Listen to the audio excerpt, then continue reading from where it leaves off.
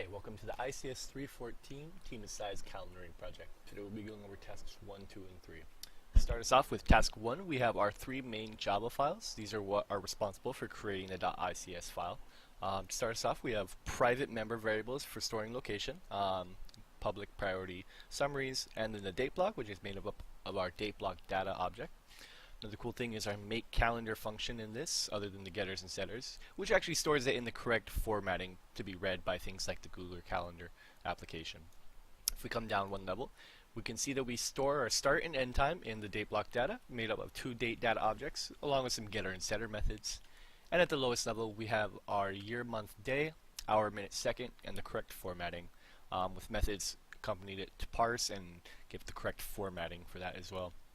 So to start you off, we can come up here, we can start a new run. We can see that the default information is set to the current system time with some arbitrary stuff. So if we can go ahead and change it, we'll make a public event, mini priority at Sinclair Library today, with the summary,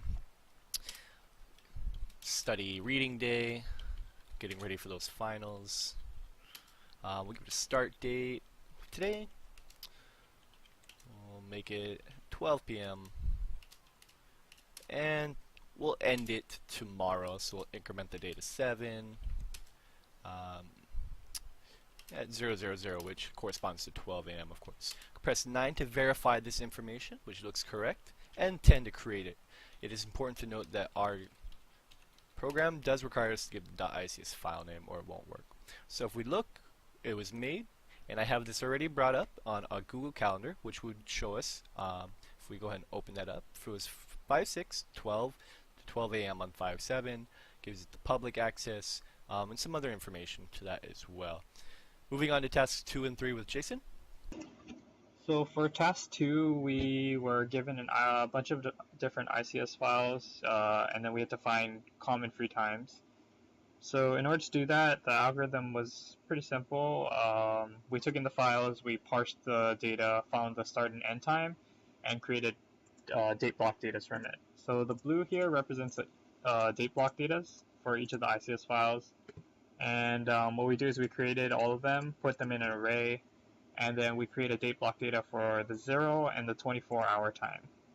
Then we sort them all out so it comes out something like this.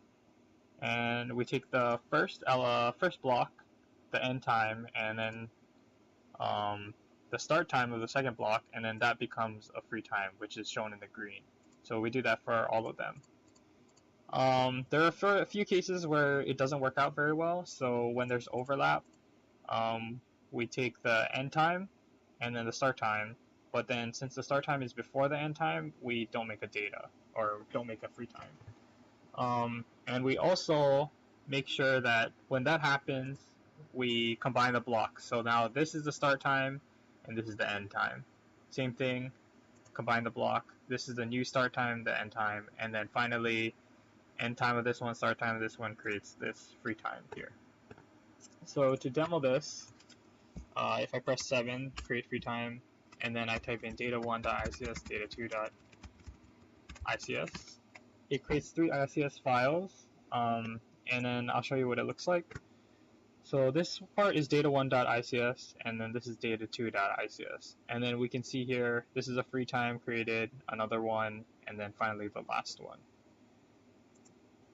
So for the last task, it's basically the same thing as the previous one.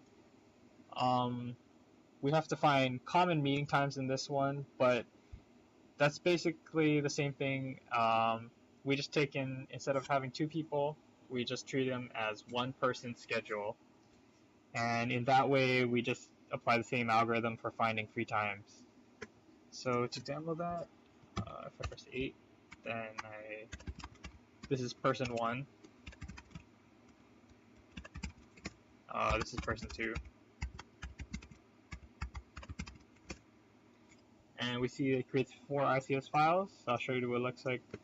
So the teal is person A. The blue is person B. And then finally the purple is the possible meeting times that the program generates.